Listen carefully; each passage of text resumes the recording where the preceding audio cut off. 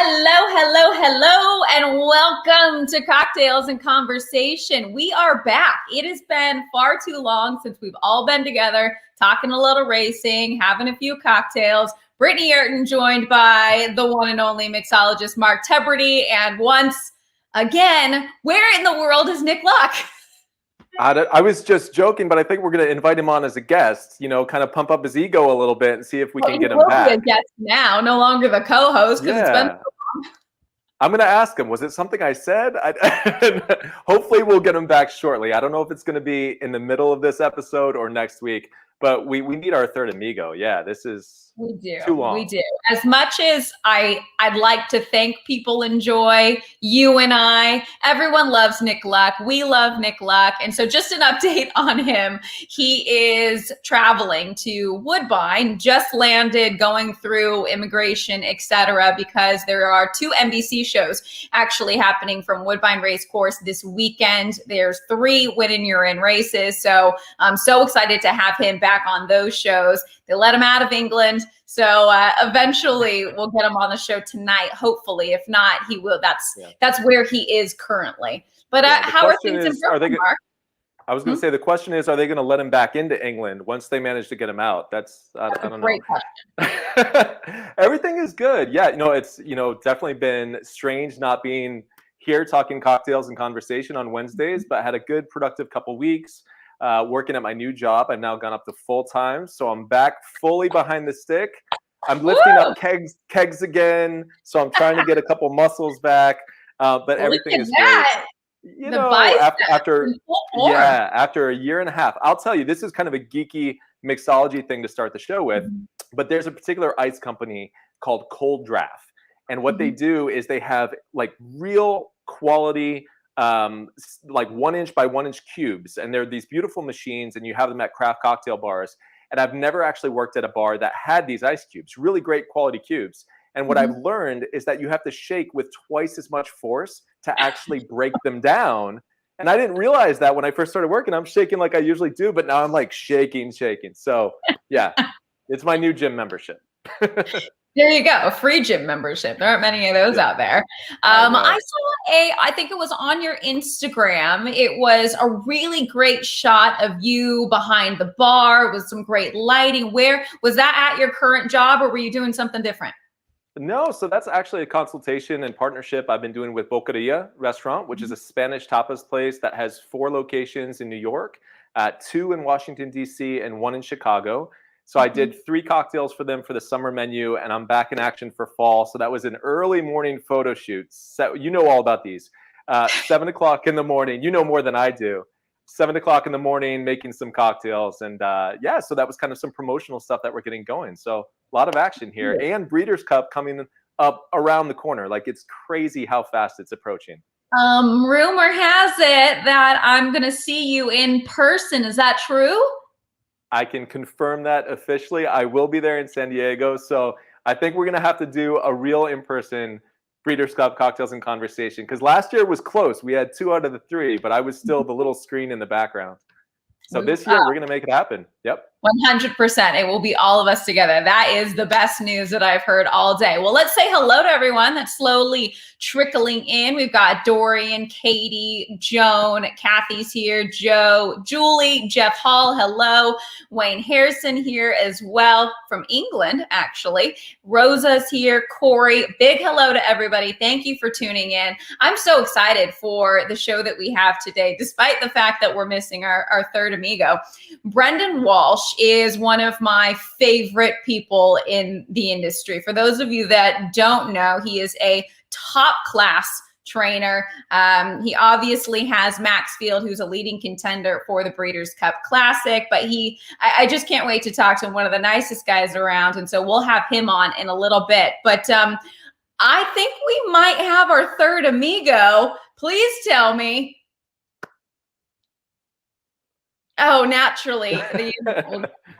He's trying to make an entrance, he's trying to make a wait for it, be a little mysterious, as he would.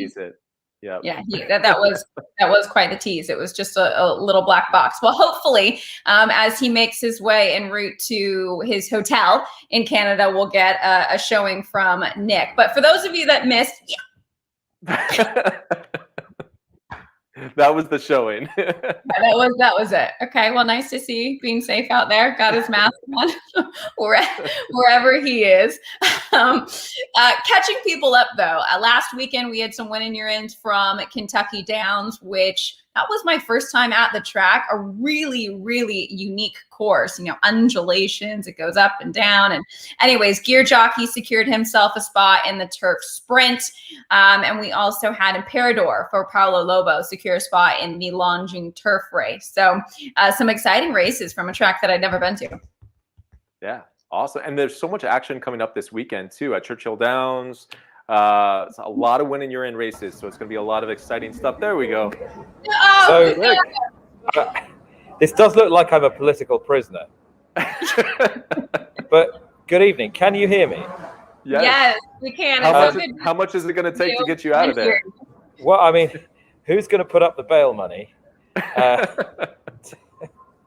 It's great to see you, Nick. Welcome. We missed you so much. Welcome to Toronto. I would have moved heaven and earth to get on this show today because I've been so remiss and I've had to be absent from a couple of these. So I raced through immigration, and fair play to my new best friends here in Canada. They got me through very quickly. Bag took a little while, but look, here I am, everybody. And we managed to get through. Lovely. The background is pristine. There is no piano in the background. There's no Victorian artifacts. I'm not sending any young children up the chimney. I'm just here in Toronto, ready to join Brittany on her Breeders' Cup Challenge Series show this weekend for the Rico Woodbine Mile and the Patterson Canadian International. The highlight of my weekend will be throwing to you and welcoming you back to the NBCSN shows. Yeah. Thank you. Mark, how are you? I'm doing well, Nick. We've missed you so much. I'm not nearly as knowledgeable about horse racing as you are. So I've been trying to fake it for a few weeks, and I don't know if I've fooled anyone. But it's great to have you back. Listen, it's great to be back. It's just been one of those strange periods in your life where everything's happening at the same time. So something's had to give occasionally. But yeah, we're back in the game, and we've got a fantastic guest, as I heard you saying, Britt. Oh no, I can't wait. And he's going to join us in just a bit. But do you need to get into a car? Do you want to? No, I'm just gonna hang with you guys. I've got nothing to do, so you could belly up to the bar over there and make it a real cocktail conversation. It's not a bad idea, actually. I think we might. Yeah. I think what we're going to do is I don't want to lose the Wi-Fi connection, but I may try and see if there's a bar. That's about as near as I'm going to order get. A Blood and Sand cocktail. You can actually have the same drink that I'm making. You could be drinking it, although the bartender might not like you too much. But I think this is an ideal passport to refreshment. That's what it says. Well, you take a walkabout and find a bar, and we will. I think we should just welcome in our guest because he's here and ready. I know we've got a cocktail to make, Mark. I mean, you decide. We want to make the cocktail first. We want to welcome in Brendan. Well, I'm just realizing right now I don't have my ice yet, so I'm going to take a minute to do that. So I say let's welcome in Brendan, and then I'll go ahead and make the cocktail in just a bit. Perfect. Nick, don't leave just yet. Let's welcome in our special guest of the evening, trainer Brendan Walsh, busy guy. Brendan, thank you so much for joining us. I am bothered that it's taken us this long to get you on. Me too. I was wondering when you were going to ask, Brittany, but better late than never, right? Well, we were waiting for a special show for Nick to be in Toronto at the airport. It was just this needed to happen. Yeah. Brendan, I'm just here ready to saddle up for you. Am I going to see you at Woodbine this weekend or not? I'm actually, I'm coming up. I'm going to New York this evening to watch Maxfield work on Friday, and I'm going to fly up to Woodbine on Saturday morning, I think. Right. So much travels. And you were just at Kentucky Downs, had a really nice week there, leading trainer. Congratulations. Thank you. Yeah, that was nice. We had a good last couple of days. I was on the duck going into Saturday, and we had a great day Saturday and a fantastic day Sunday too. So it was good. It's been a lucky track for me. So yeah, always like our Kentucky Downs. It's a unique track too. It was my very first time there. Why do you think it's a lucky track for you? I don't know, Brittany. I just happened to ever since I've started, I managed to win a couple of races there all the time. I don't know why. It just happened. I guess I've got a lot of turf horses, which probably helps. But I think that's yeah. I was maybe 5 years ago since we didn't have a winner there, but yeah, I wasn't doing too good at the start of the meet. They were running okay, but I knew I had a stronger hand as the week went on. But Saturday was unbelievable. It was fantastic. We had a first time 2-year-old win that, I thought she was nice, but I didn't expect her to go out and do what she did. And then we won the stake, and then we managed to win the last as well for good measure with another Godolphin 2-year-old. So it was a great day, and then we had a very good day Sunday too with the stake. So it was a good weekend all around. Did they say it's not how you start, but it's how you finish? Yeah, exactly. Something along those lines. Exactly. Yeah, hey, Brendan, that's I was thrilled to see the Learjet get his head back in front. How have you found him since he's been over? He's been great, Nick. I mean, we didn't have him for very long. I think we had him for maybe between maybe 2.5 weeks is all we had him. But he came off the plane in great nick. He looked great, and I think we just did one piece of work with him, just freshen him up, and he traveled great, but he did arrive in great shape. So hats off to the Michael Bell team in Newmarket as well. It was as much to their credit as it was to ours. But he looks like a nice horse, to move forward with. We love a nice turf sprinter, and who knows where he can go from here. I was standing next to Sheikh Fahad, who traveled in for the race, and you would have thought it was the first race he had ever won, how excited he was. The entire team was screaming, jumping up and down, and it's a long stretch. So they were rooting Tyler home the entire way. I mean, that must have been fun for the whole crew. Yeah, no, he got a great thrill out of it. It was absolutely fantastic that he got to be there. I think that's actually his third year in a row winning the race. We won it last year with Gilsman, and I think the year before Doug O'Neill won it as well for Sheikh Fahad. So he's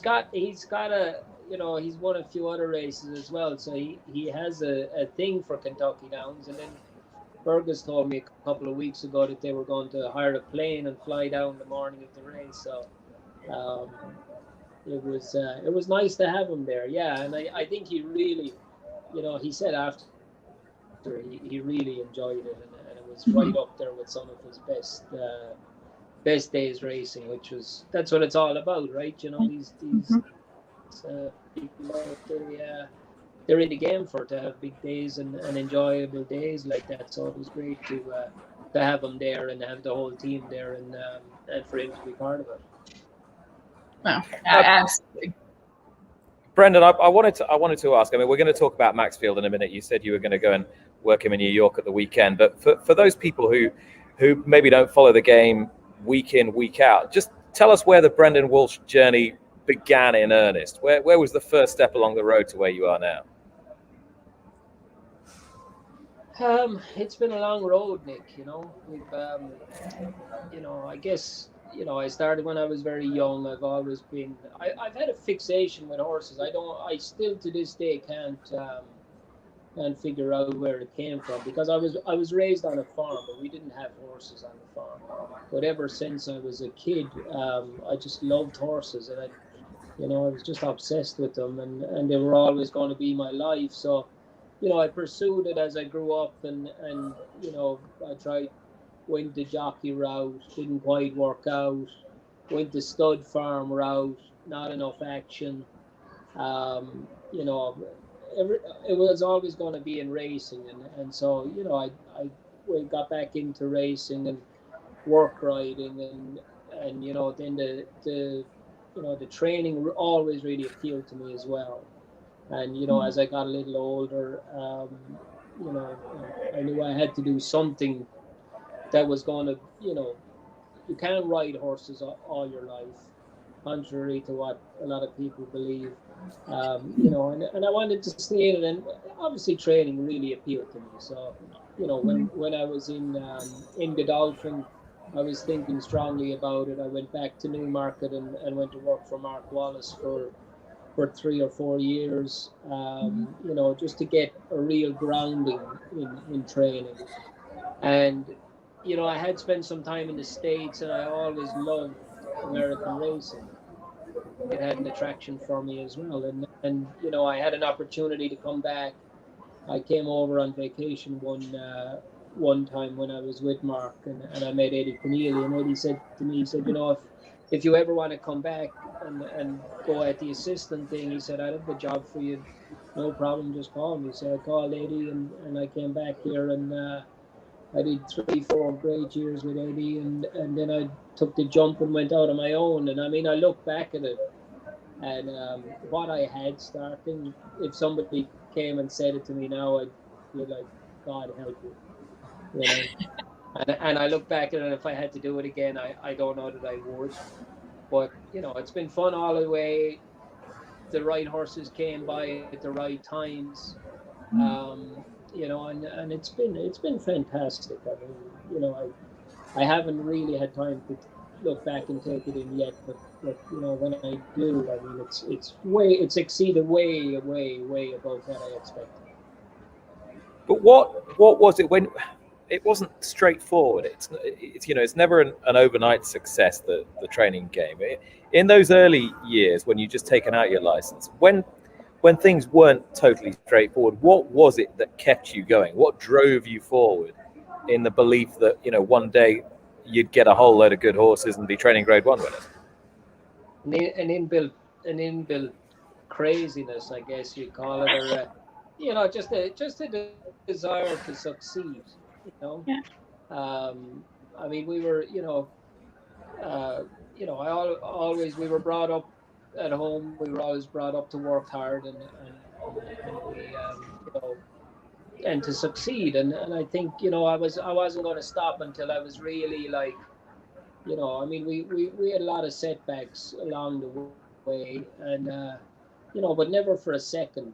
I mean, even now, I mean, Brittany, you've been around your dad all your life. I mean, it's tough, no matter how people look at you and think, oh, you're going so good, but people don't even, you know, remotely understand the setbacks. And I mean, you can, by 9 o'clock in the morning, you can be dragged through the dirt 10 times being a trainer.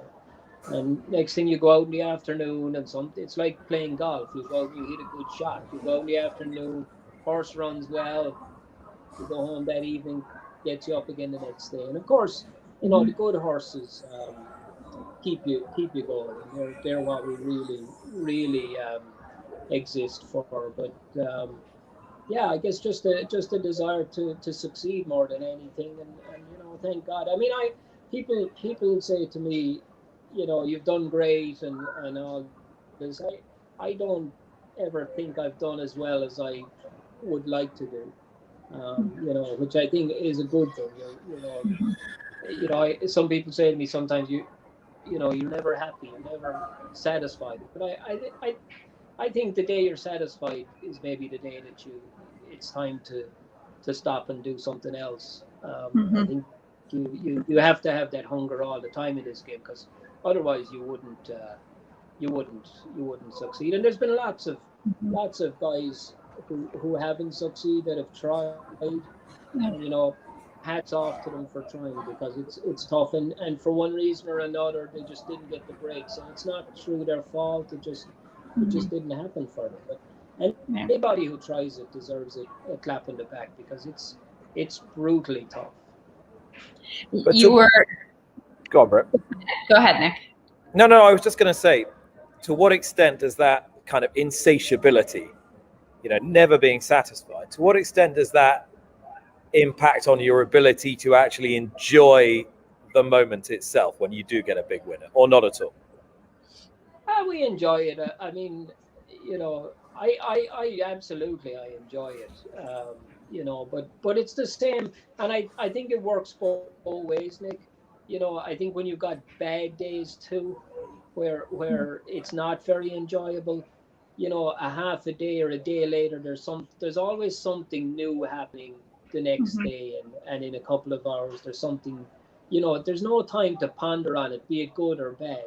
You've got to move on, and you can't.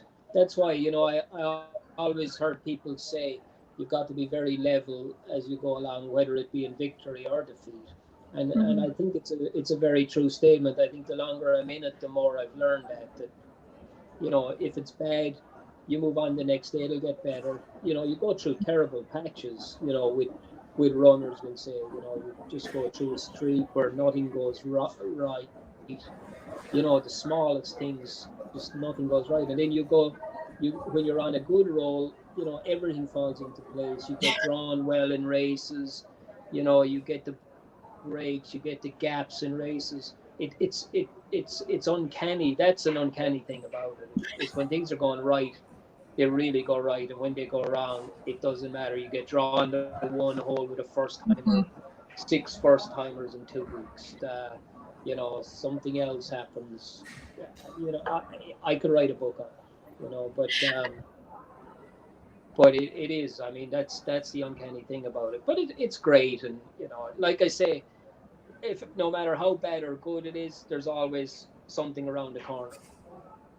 I laugh because it's something my dad has mentioned time and time again, constantly drawing the one hole, and then you'll have, a few horses that will, run over expectations and things are rolling. It's very much a roller coaster for a trainer. You had said it was always appealing to you, Brendan. Now that you are very much in the thick of it, the good days, the bad days, what for you about training makes it all worth it, good and bad? I think the horses.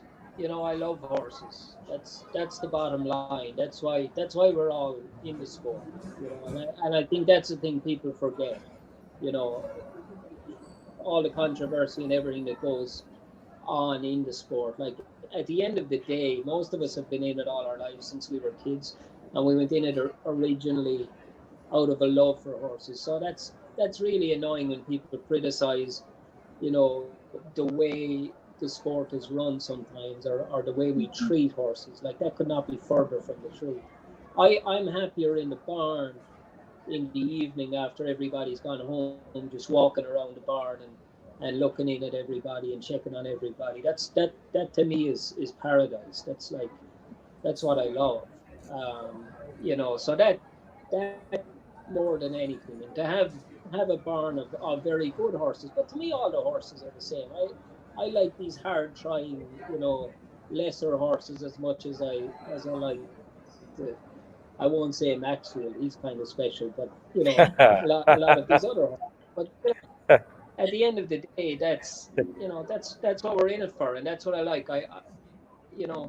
It's like I say to people, when I got in the game, I wanted to be a horse trainer. Now I'm a bookkeeper, I'm an accountant, I'm a groundsman, a human social media manager.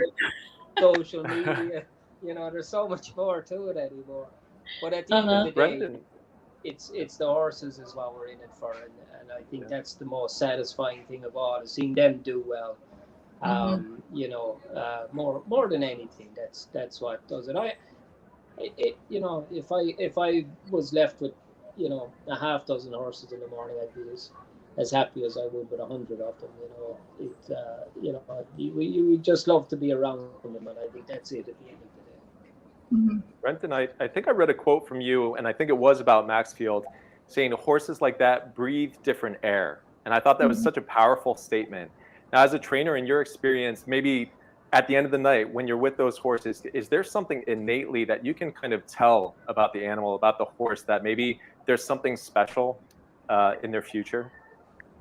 You can, you know, it's interesting you say that, Mark. Sometimes you learn more about horses by just like that kind of an observation, you know, than anything.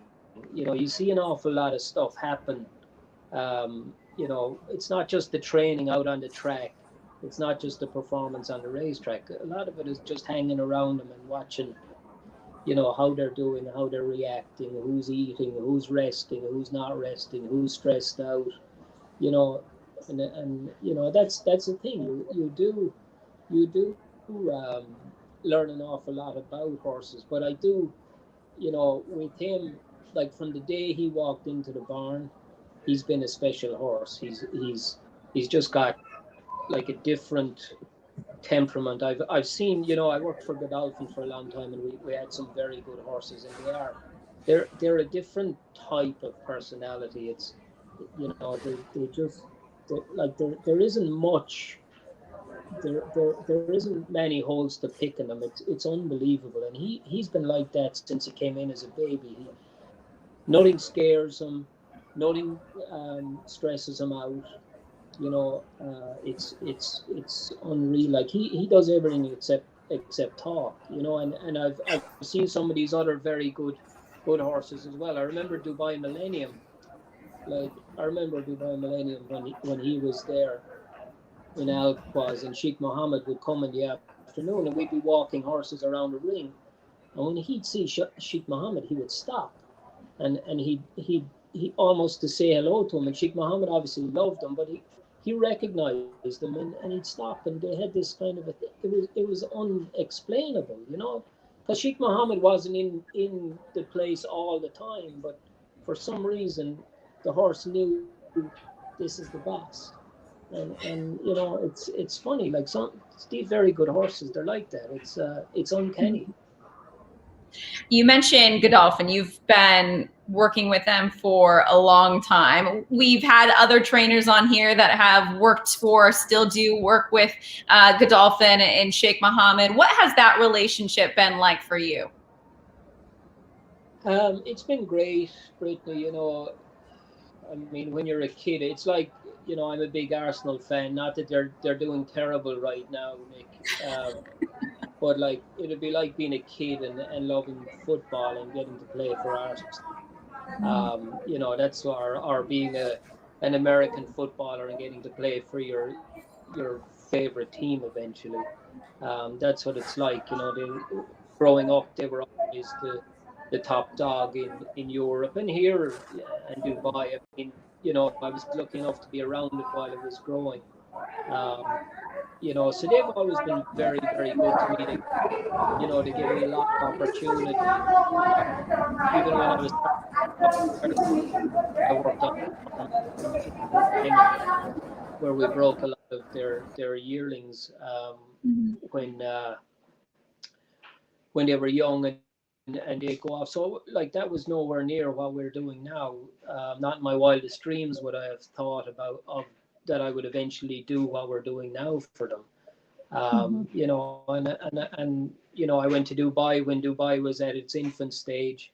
You know, I saw that come along, and then, you know, like I say, it's amazing how things fall into place, because a huge factor in me, you know, bringing Plus Caparfe out to Dubai that year, it didn't, at one point, it didn't look like we were even going to go. The horse had run a couple of mediocre races, and you know, if the owners hadn't been Dubai based, we probably would have knocked it on the head and not went, but they were still keen to go. And you know, the horse happened to turn around just before he went out there. He went out there, he won. When I came back, I was approached to take Godolphin horses. And, you know, that's just an example of the way things work. And you know, so they've always been a part of my career pretty much. And to have horses for them now, to have a horse as good as Maxfield for them is just a dream come true. Brendan, you have seen a lot of success. How do you stay so grounded? You seem so level-headed. Is this just how you've been always, or learned as you go? I think like we talked about earlier on, I think the game just keeps you grounded, Brittany. You never get too carried away. You probably become a bit of a pessimist. Um, you know, that's another part of it, because you think, well, there'll be something waiting around the corner. But no, I think you do have to stay grounded, and like I said, it's so difficult, and you really appreciate it.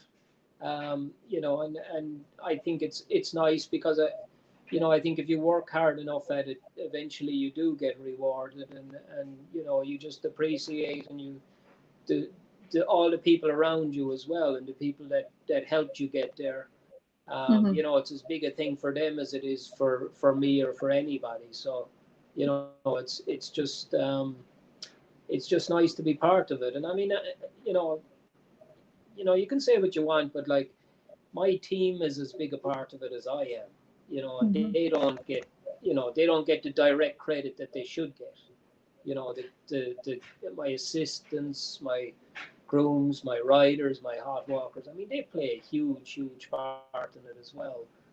So I'm just part of it, and it's always nice. But I'm always as happy for them, and obviously, of course, the owners. I mean, some of these owners have turned out to be, some of the best friends I've got anymore. We've built great That's relationships with people, and we've had great times. I mean, Mrs. Mosley that owned Proctor's Ledge, a very good filly I had a few years ago. I mean, she's an elderly lady, but two of my very first, I started with 6 horses, and 2 of the very first I got were hers. And I still have 3-4 horses for her still. And she just loves, I mean, I cannot explain to you how much she loves them horses.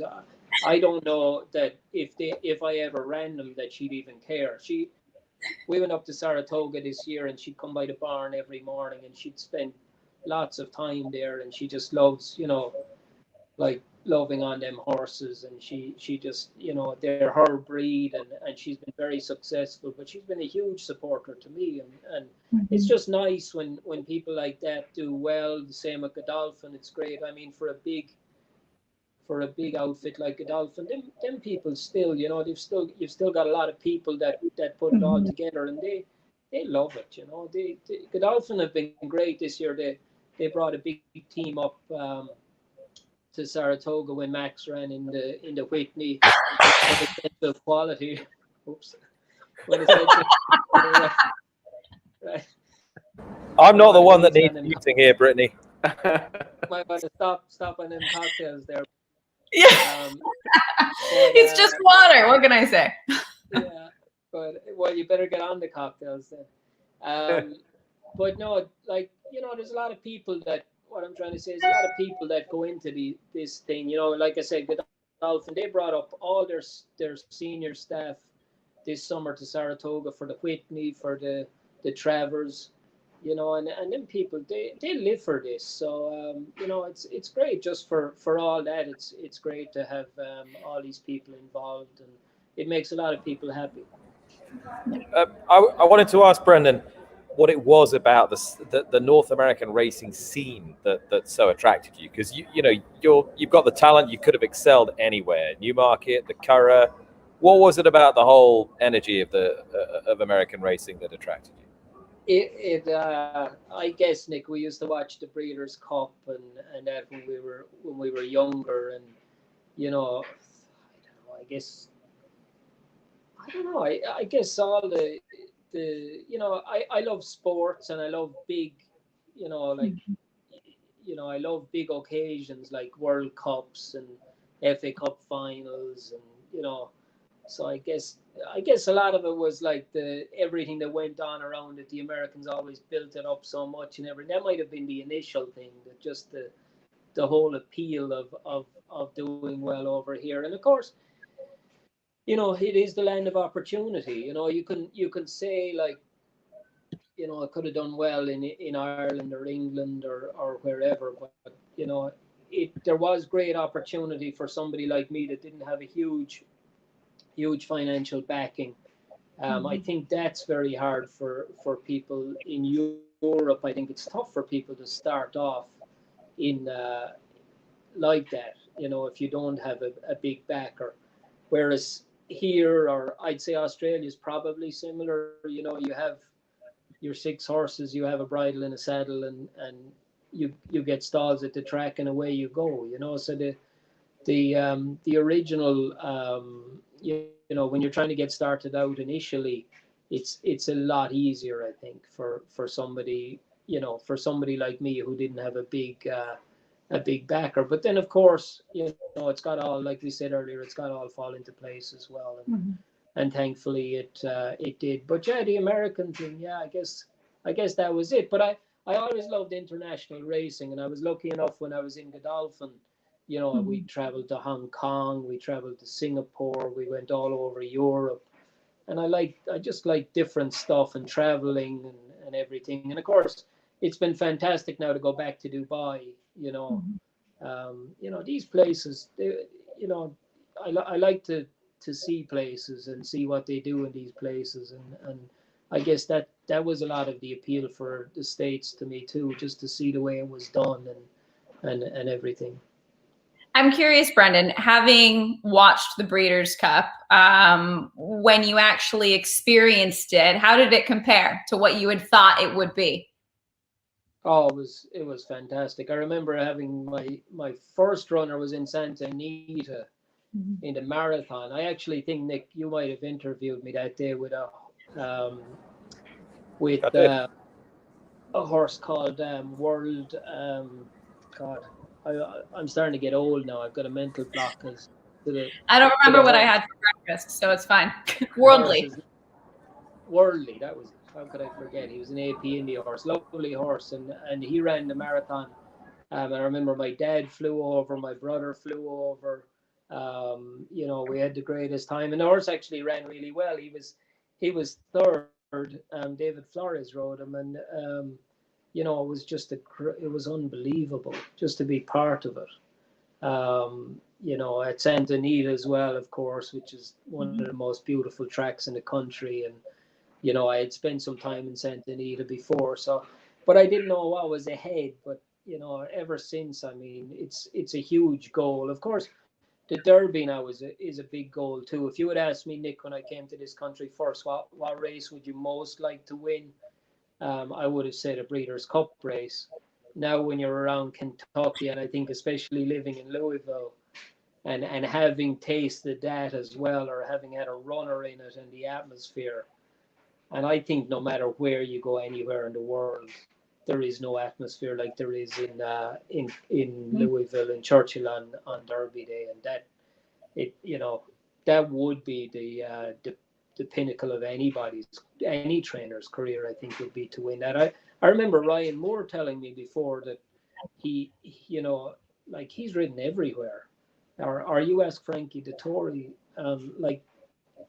I don't know if Frankie's actually ridden in the Kentucky Derby, but I remember Ryan Moore telling me one time that he said he's never witnessed anything like Kentucky Derby Day. So the longer you're here, I think that's very high on any American trainer's list anymore. If you're, I mean, I'm blessed that I was lucky enough to have a runner in it, let alone to try and win it. But I do remember actually the year that I ran plus Caparfe in the race.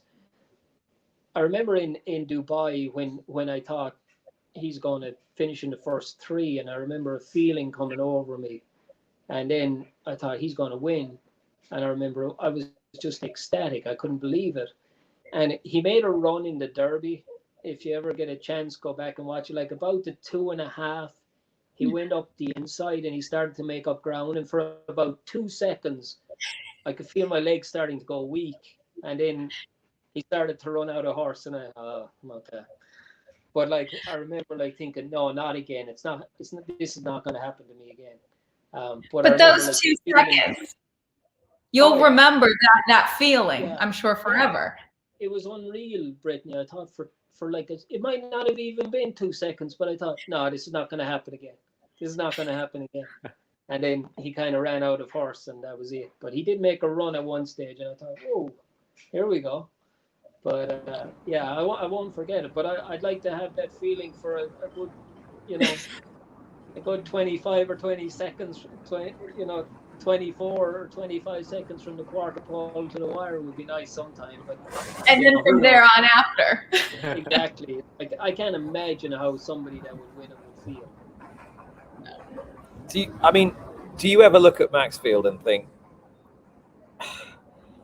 there are 1,000 less talented horses out there that have managed to drop on nice races at 3-year-olds, and there are probably a dozen less talented horses than him that have won the Kentucky Derby? Do you ever look at him and think, was that my chance? Nick, to be very honest, I don't. I was just glad that it was not the end with the horse. When he got injured, it was always something we could fix. I mean, yeah, it was disappointing because obviously your chance of ever winning a Derby was gone. But like you say, sometimes the best and most brilliant horses don't win a Derby. Sometimes they don't even go a mile and a quarter.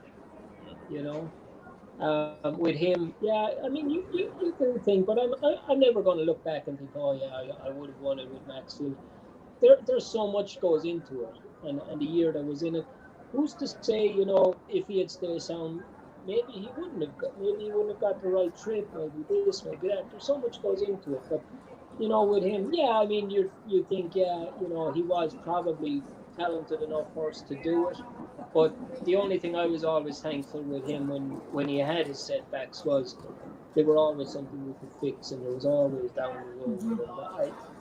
If he, I remember the day he conjured at Keeneland, like if he was done, I would have been absolutely gutted, or if God forbid something had happened, like he wasn't far, away from that being a really bad injury, if something had happened to him, catastrophic or something like that.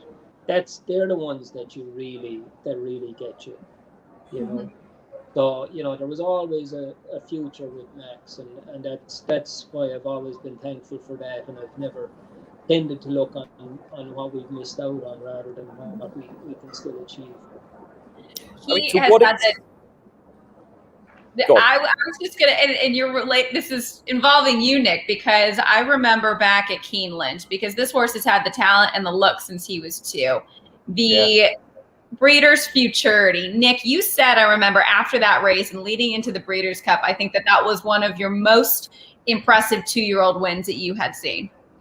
Well, I mean, Brendan and I spoke about the horse before I saw the horse. We were sitting outside on the terrace there, Brendan, if you remember, outside the sales ring, and I hadn't even clapped eyes on him. And, on paper, you had 2 or 3 chances that weekend, all of whom could run well in high-profile races. And suddenly, your tone goes down a little bit, you get a bit more hushed, you lean closer to the table and start talking about this horse, Maxfield. And I thought, well, I better go and have a look at him now. We'll walk out, go and have a look at the rest of the horses in the field. It's not a bad field, let's face it, it's a Grade 1, all the big trainers represented. Well, if something looks good, it normally flies good, and he looked the business. He just looks the business. He just did and he was so cool and calm and just walking around there like he owned the place, and then he just made the move in the race, and all that lead up into the Breeders' Cup, people are saying, oh yeah, but I think he might have been a bit flattered at Keeneland because they went off a bit quick and he just got the run, and just the subsequent events have shown that you can't look that good and not be that good. And so I've had a bit of a soft spot for him ever since. So Brendan, I don't want to say anything else. Yeah, right. Well, Brendan, you talk about these big moments as a trainer, getting to run a horse in the Kentucky Derby, traveling around the world. I know how much a trainer's first Grade 1 means, because I remember when my dad got his first, and it took him 30-some years. For you, what was that moment like? What did it mean to you personally and professionally? Well, it's, they're an awfully hard thing to win. I mean, they're very, very hard thing to win. Even, and we've, I've had a lot of horses now running Grade 1s and things like that. But, it's a very, very tough thing to win. But that was, yeah, I mean, it was a fantastic. It was great to win. It was great to win at Keeneland. I think that might have been the first stake I ever won at Keeneland. I remember looking out at people going out into the middle of that turf track. I was blue in the face from it, thinking, am I ever going to get out there? You know. But yeah, it was.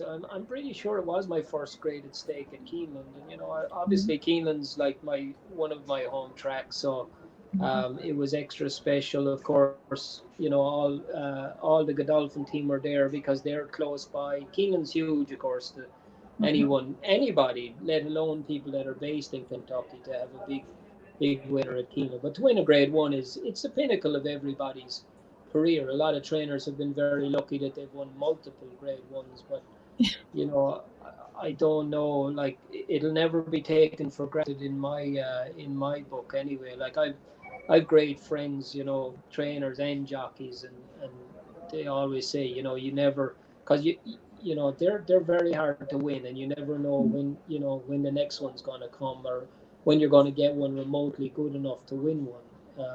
But to win one with a horse as good as him was special, and it was nice because I had the 10 or 15 seconds there at the end of that race.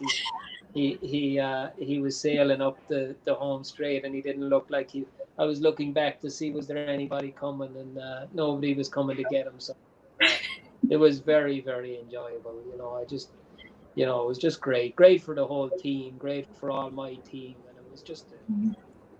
That's what we're all in this game for. So to win one of them was fantastic, especially the first one. It is extra special. It's like your first winner. It's never going to happen again. So you got to enjoy it.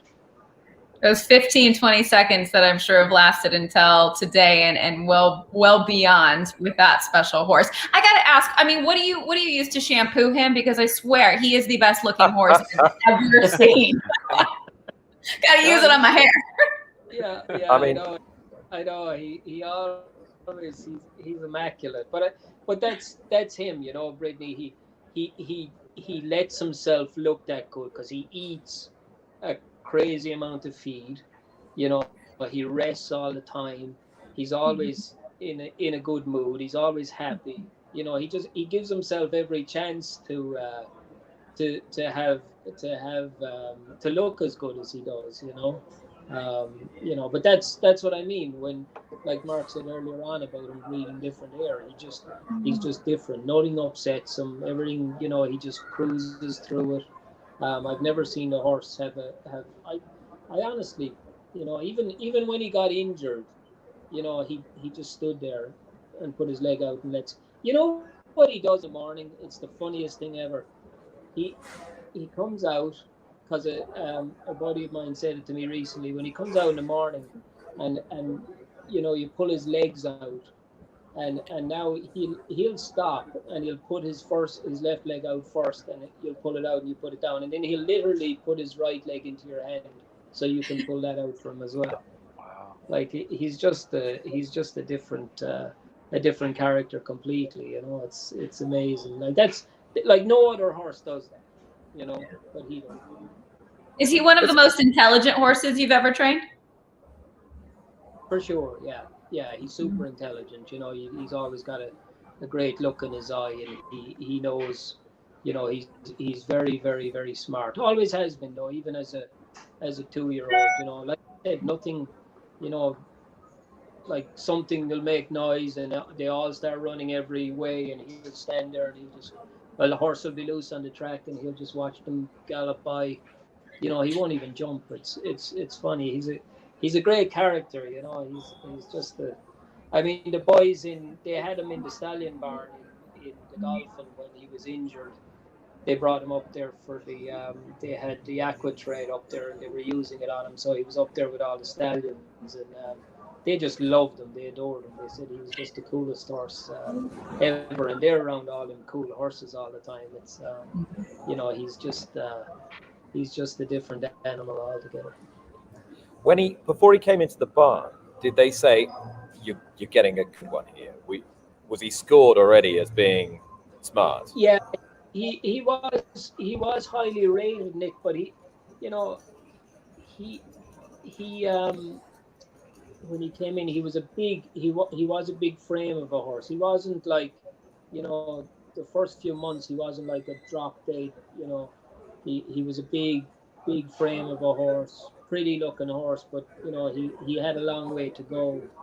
But I remember Paul Madden, one of my assistants.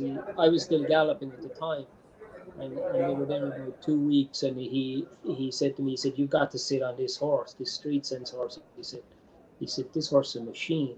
And I'm like, "Really?" And he's like, "Yeah." He said, "Just jump on him there and gallop him." And when we've got the babies early, we like take them a lot of the time in groups, and we put them in behind each other and take kickback of that.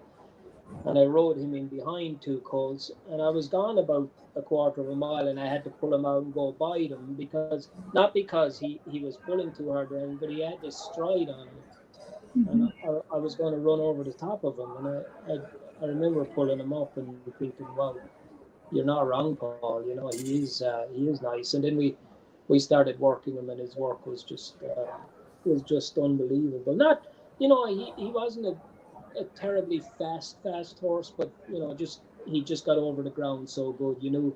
The longer he was going to work, the better his works were going to get. And when we got him up to, half mile from the gate, 5/8, I mean, his work was just, it would knock your socks off. It's fantastic. Last question for me about Max.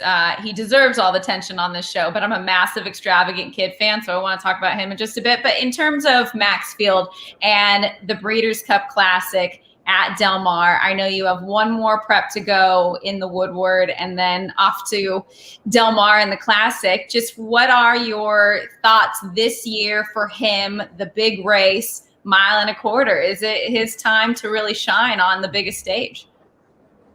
I think we're getting there, Brittany. We've always had to battle a little bit of inexperience with the horse, and a little, he's always lacked a little seasoning too, if you like. And I think as good as a horse can be, and that, I think a horse is always suspect to being found out through lack of experience and through lack of seasoning, especially against some of these, hardened horses that you're going to come up against as you go through to the Breeders' Cup Classic. And that was the thing. I mean, he came into his 4-year-old year as a 3 times raced horse, so he was on the back foot. Well, he did run once at the end of his 3-year-old career. He ran his 4th race in December, but he was a very unseasoned horse, and that was a lot of why we went to Santa Anita in the spring as well, was because of that, because I felt like we had to really, a lot of the stuff was coming easy to him, and I think he had to be faced with adversity. And I think when we brought him to Santa Anita in the spring, a lot of people thought, well, you brought him there off of short rest, a 1.25 miles, shipped him all the way out to California. But, it was the first time I felt like he was ready for that. And I felt as the year went on, he needed that. And I think, I remember leaving there that night, we were disappointed because it was the first night he had gotten beaten. Yeah. But I thought to myself, we might look back at this in 6 months or 9 months time, and it might have been the best thing we ever did by the horse. You don't have to win I think you have to do these things to get to the big event eventually. And I think he's coming together. I thought, he was kind of lost that day at Santa Anita when he got beat. I remember him coming up the straight, and he looked a little lost. The last day he ran in the Whitney, excuse me. Oh, our time's up, Nick. When he ran in the Whitney, he battled all the way to the wire, and I love that about him. Yeah. The fact that he ran right through the wire, and he got beaten by a very good horse that day, but he also beat some very good horses that day. And I thought he ran a very good race, and I think since he's ran there, he's taken, his work's been very, very sharp, and I think he's taken another step forward through that as well. So, I think what I'm trying to do with him is get him that by the time the first weekend in November comes, that he'll have everything that we've needed to have, and he'll be about as good as we can possibly get him. Mm-hmm. That peak performance for the big day. Hopefully, yeah. I can't wait to see him in person again. Nick, when I saw him at Santa Anita, it was, I had only seen photos, and everyone said, "Oh, he's the best big horse you've ever seen." And then I saw him in the paddock, and my jaw just dropped. Like, yep, everybody was right. He is all class, and I think if he gets it together, the one thing you know about him is that he will gallop. He will gallop, and he will keep galloping. It's not as though, there's quite a few entrants in this year's race who you might think either won't take to the track, or the distance will be a little too far for them. I don't believe either of those things. Well, we know one of them's not an issue. I don't believe either will be an issue for him, Brendan. Yeah, no, I don't. I don't. I think it's all coming together for him. I love the Woodward. I think is going to be a really nice prep for him going in there, a 1-turn mile and an 8. It's just going to put a little more boot into him again. I love the timing. It's 5 weeks out. We get the timing's been good. He had a hard race on the face of it. He took the race very well in the Derby, but he's had plenty of recovery time now to go to Woodward and then to come back in 5 weeks and go to the Classic. Hopefully, I'm going to try and get him out there to California. I don't want to be too far ahead of myself, but if we do make it to the Classic, I want to try and get him out there as early as I can and put a couple of works into him out on the track. Just give him everything. Just give him every chance to be prepared 110% for it. Yeah. Del Mar can be a quirky track. It changes pretty consistently with the tide. That's what I had the same conversation with somebody today. They were telling me about the tide, and I was like, it's another factor. Another factor, right? Okay, well, I'm going to have to talk with you on the side about one of my favorites, is Extravagant Kid, because we've kept you for far too long. But before you go, Brendan, we've been doing this fun rapid fire question. So because Nick's in an airport, gotta love him for joining us. Mark and I are going to go back and forth and ask you some rapid fire questions, and you will be put on a 2-minute clock. All right. So we're going to try and get in as many questions as we can. Let's roll the clock. Okay. Where is your favorite track in the United States? Keeneland. Mm-hmm. All right. Brittany, go for the next one too. I'm still pulling it up. Favorite track outside the United States? Maidan. Oh, yeah, that's a good one. What race do you want to win that you haven't? Breeders' Cup Classic. Maybe this year. Favorite horse you have never trained? Oh, God. It's been so many of them. God, that's a tricky one. Dubai Millennium. Okay, we might know this one. Favorite horse you have trained? I'd have to go with Max. Yeah. And then what do you like to do in your spare time away from the track? I don't have a lot, Mark, but I do like to play a bit of golf. I love, as you call it, soccer, football. Like to watch that. But yeah, golf or soccer, sports, any kind of sports. I'm skipping this one because we already asked you. What advice would you give to someone who wants to be a trainer? Don't. All right. This landed on a good one for me too. Do you have a favorite cocktail or mocktail? No, I'm pretty straightforward. I'll try anything if it's got alcohol in it. You and me both. Maybe it'll be the drink Mark's making later. What's your favorite thing about being a trainer? Being with the horses. I have to say, being with the horses. And do you have a favorite racing division?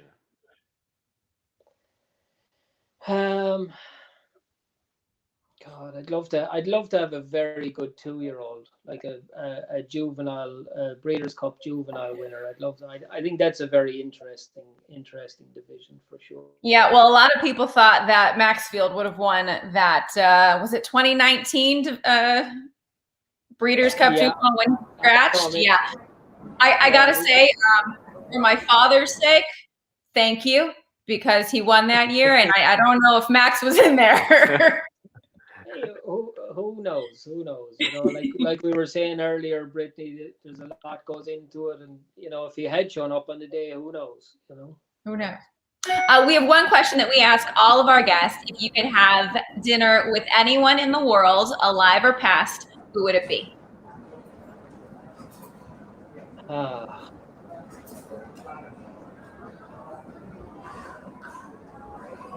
Anyone in the world, live or past?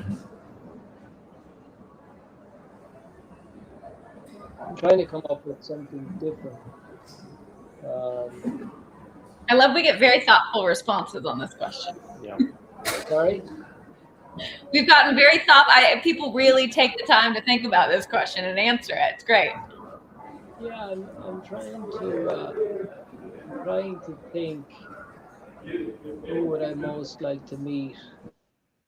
I was gonna. Yeah, no, that's not a good answer. No such thing as a bad answer. God, I don't know. Unless you said Nick Lug, then I'd say that's a bad answer. Who? Exactly. Exactly. I don't know. I like everything. I like sports. I like music. I'm just trying to think who I'd really love to meet. God, George Best probably. I think that'd be a lot of fun, right? Good Nick? answer. Yeah, as long as you got him early enough. As long as you got him early enough in the evening. He'd be right up my street. Yeah. Who is that?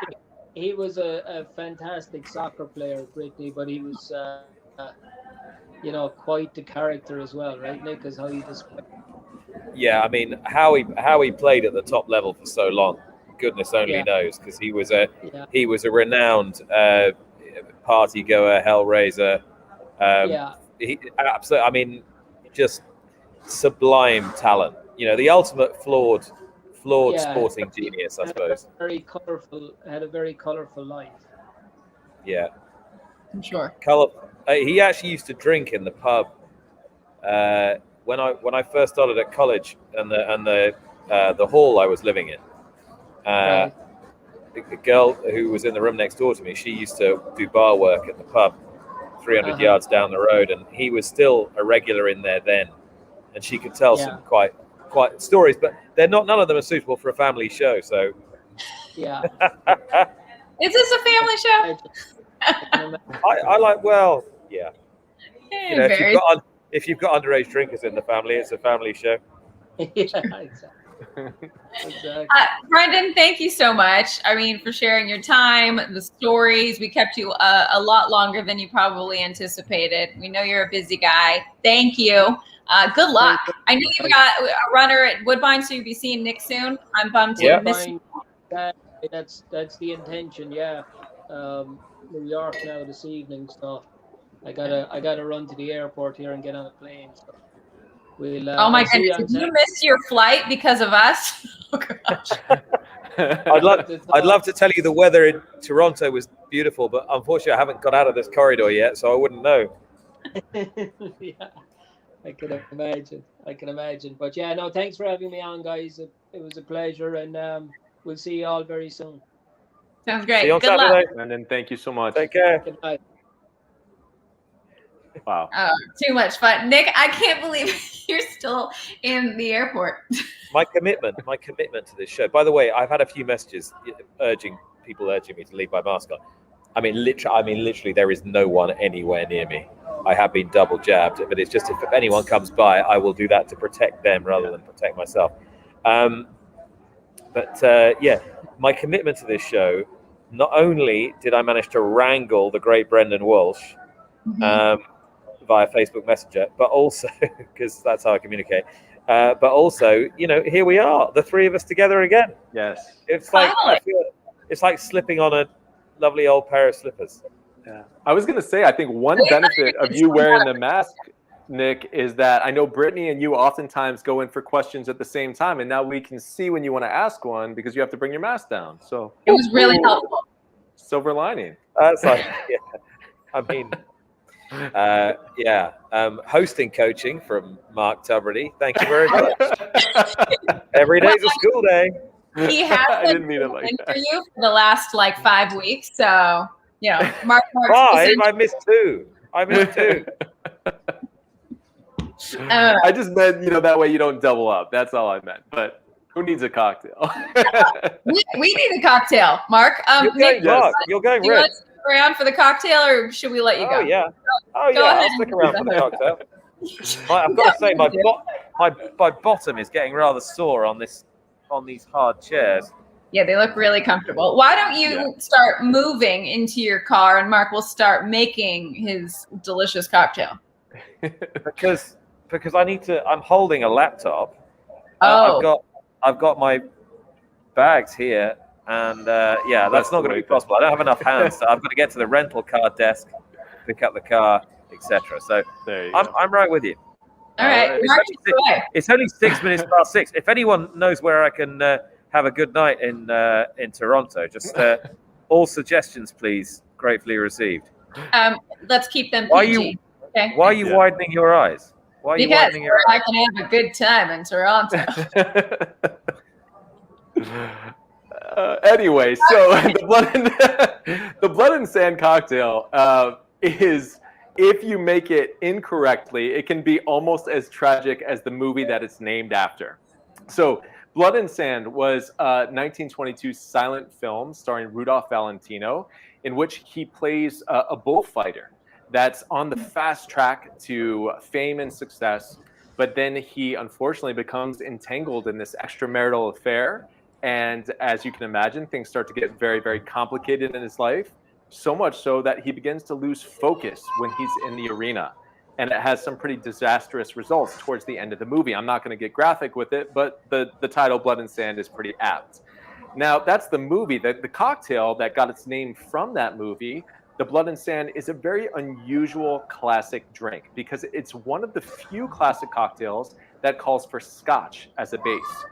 We hardly ever see that. Maybe the Rob Roy, which is a Scotch Manhattan variation, would be the other very well-known one. But really, really strange base spirit. But then the other ingredients in the drink are equally unusual. We've got cherry brandy, we've got sweet vermouth, and we've got orange juice. Oh my God. Yes. Yeah. This feels like a headache waiting to happen. You're going to have to convince me it's tasty. If you look at that cocktail on paper, it does not look like it should work. It's sweet on sweet on sweet. And there are actually many bartenders that are convinced that this cocktail should not be continuing on in the cocktail canon because they don't think it's that good. But it can work. And I've actually had regulars at the 21 Club for whom it's their favorite cocktail. And there are actually bars that are devoted to this specific drink. But my opinion is that you need to do a couple things. You need to make sure you're freshly squeezing your orange juice, because even if it's still sweet, it's going to have the freshness that you're not going to get from the pre-bought stuff. And if you do go with Scotch as a base, today we're going to be using bourbon, but if you do go for Scotch, you want to make sure that it's not a smoky and peaty Scotch. You know, those Islay Scotches are really going to battle those other ingredients. So you're going to want to make sure that you use something that's a little bit more mellow and kind of even keeled as the whiskey base. So we're going to get right into it. I know we're a little over time tonight, but this is a simple 4 ingredient equal part cocktail. So we're going to do equal parts of all 4 ingredients, and it is going to work, I promise you. But yeah, I know it looks funny. So we're going to start with our orange juice. Now, this is freshly squeezed orange juice. Again, it's not going to be more acidic. It is going to have sweetness to it. But the very fact that it is fresh is going to bring a little bit of levity to this cocktail. So oh my word, it's all that's really clever. So that we put you and the cocktail and we've made us small. Yeah, this is. That's how long you've been gone? You haven't seen this? I've seen his POV, but I've never seen. It's nice so that it's still it's kind of Yeah. square formation. Yeah. Yeah. As always, thanks to our producers. They're making the madness work. Oh, there's behind a the baby scenes, screaming. and Oh, we no. throw tons of madness at them. So I mean, according to our producer Jordan, this is her top 5 favorite show. yeah, it's been an interesting one. I've That's been good. a guest, of course. That's because she can't see my face. All right, the next ingredient, guys, is going to be sweet vermouth. Again, sweet is in the name, but just a quick reminder that sweet vermouth is, this fortified wine that has lots of aromatics to it too. So this is going to add complexity to the cocktail, albeit a little bit of sweetness on top of that orange juice. 3/4 of an ounce. So remember, equal parts here. So far, 3/4 of an ounce each freshly squeezed orange juice and our sweet vermouth. And now cherry brandy. We used this in our Singapore sling a couple weeks back. You will find this in a fair amount of classic cocktails, but again, sweet. This is the trouble with this cocktail, but we're going to make it work. 3/4 of an ounce of our cherry brandy. Were you here for the Singapore sling? No, right, Nick? We did make the Singapore sling, yeah. I remember that one because it's an interesting name. If we decide to make a dirty martini again, I'll join you. Yes. Yeah, I think at this point, the duration with which we've done this show, I think we can circle back to our favorites. Why not? Did we ever make a lemon drop? We did do a lemon drop. Yeah. I got to be honest, there are very few cocktails that we haven't done. So I'm really trying to get creative in kind of searching for these somewhat lesser known drinks. The Blood and Sand is a somewhat well-known classic, but I think it's underappreciated. I think that's the category that it falls into. Did we ever have a slow, comfortable screw, Mark? We have not had that drink, Nick. That would open us up to all of the 80s sort of theme drinks with very provocative names. And, we could go that direction. Sex on the Beach? What's that? Sex on the Beach? Era? It's definitely that era, yeah. Although I'll tell you, working at 21, we used to get, not from that era, but from the very old school drinks, things like a Golden Cadillac, where someone would order that for me, and I had to rack my brains trying to remember from when I first started memorizing recipes. That drink is Galliano, creme de cacao, white, and cream, crazy stuff. How often does somebody march up to you now, Mark, and say, "Mark, give me a Golden Cadillac"? That it's only happened once in my entire bartending career. Only once. Only once. Yeah, there are certain drinks that I could probably lump into that category of a drink that I've either never had ordered from me, but I do know the recipe, or one that I've only had ordered just once. But it's good to know, and I like it when people order drinks that I don't know the recipes to, because as you know, I'm very curious about this stuff. So I love it when I get stumped. So actually, that would be kind of fun for viewers. If you wanted to put a favorite cocktail or a more obscure cocktail that you think might stump me, I welcome it because I love learning new drinks. So that's a great idea. Trisha Hill was asking about what happened to the recipe book, and I would like to know the same thing. Yes. Well, I don't know how much is official about it. I don't think it's probably happening for this Breeders' Cup, but we're going to will it into existence and make sure that when we do it right. I hear it's still expensive to make a cocktail book. Well, the truth of it is, we need a couple of sponsors for our recipe book. So if you're interested, we're going to reach out to. There we go. Reach out to Maker's Mark. See if they'll support us. Maybe we can get Tito's to support us. Yeah, I mean, for season 1 alone, we had something like 30 Maker's Mark cocktails and 30 Tito's cocktails. So, I think it would be good promotion. But yeah, I think we absolutely need to do it. I know that, as we were saying earlier, Breeders' Cup is just around the corner this year. So, I think when we do it, we got to do it right. So yes, don't lose faith in us. We're going to make it happen. It would be a bestseller. I'm already envisioning it. Are we going to do our live show on the beach this year? I've got some ideas, and they're lofty ideas. So everyone probably doesn't love me. We've got to do it on the beach, haven't we? I've got a few ideas. Oh, Haley says we need to do a breakfast show, which I totally agree with. We need to have some tequila sunrise, some mimosas, maybe a Bellini. a Bloody I love Mary. that idea. Yes, definitely. So guys, I'm going to do a garnish here that I've been holding back on doing because I always worry, don't try this at home. So I'm going to tell you officially, don't try it at home. But this is a flamed orange twist. So what we've got here is a pretty thickly cut orange peel. So unlike when I usually do orange peels, I try to avoid that bitter white pith. In this case, I want the structure of it. So I've got a pretty thickly cut orange peel. What I'm going to do is warm it up with a little bit of flame from my lighter, and then I'm going to squeeze all the oils out into the flame and hopefully get a little bit of a fireball here. So you're taking the pith here? Yep. Yeah, we're definitely taking the pith. Did you see a little bit? Yeah. Let me do it one more time. How did you? So again, sometimes depending on the orange, you'll get a really big fireball. Yeah, your pith is on fire. Warm it up on the outside. Oh, come on. Let's have a big ball. Whoa! Right, so that's a flamed orange twist. That does actually add a different character. We've got more burnt citrus notes, which I think with this cocktail that has sweet on sweet on sweet, we need a little bit more complexity. So this is our Blood and Sand cocktail. Give it a try. Don't count it out. Cheers, guys. That is my favorite display of mixology on this show thus far. Yeah, I agree. Thank you. The day that Mark had a burnt rim, that was my favorite day. It was better than a messy Sugar rim. Was it? Yes. Always. So good to be back. So good to be back. It's really good to have you back. I realize how lacking my broadcast skills are when you're gone. It's an unfortunate thing. Listen, but you've got Mark here. And yeah, frankly, I know. He's knocking us all into a cocked hat. So, But you have genuinely given me another idea for Breeders' Cup and something special we could do. So stay tuned, everybody, because I think we've got some exciting shows to come. Nick, do you want to, get to your hotel safely? I'll see you in a few days.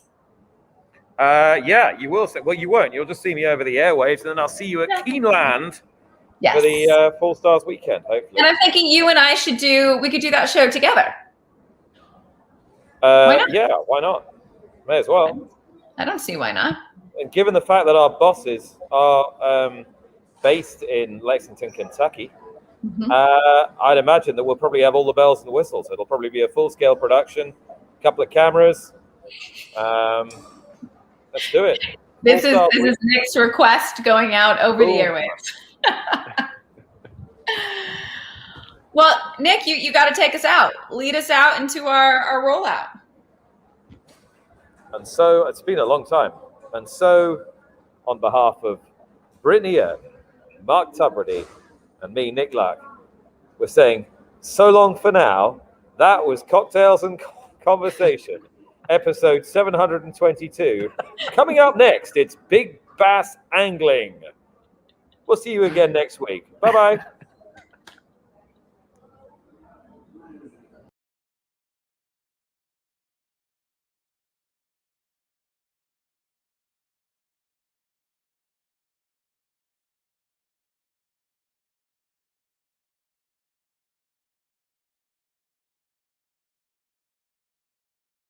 From American Butterfly, here's Maxfield moving up on the outside to challenge Gouverneur Morris off the far turn, and Maxfield strides forward and takes the lead by a length and a half. 2 lengths in the final furlong. Gouverneur Morris second and Forcible third. The rest are far back. Maxfield, a breathtaking run at the top of the stretch, kicks clear by 6. Maxfield to win the Claiborne Breeders' Futurity for Jose Ortiz.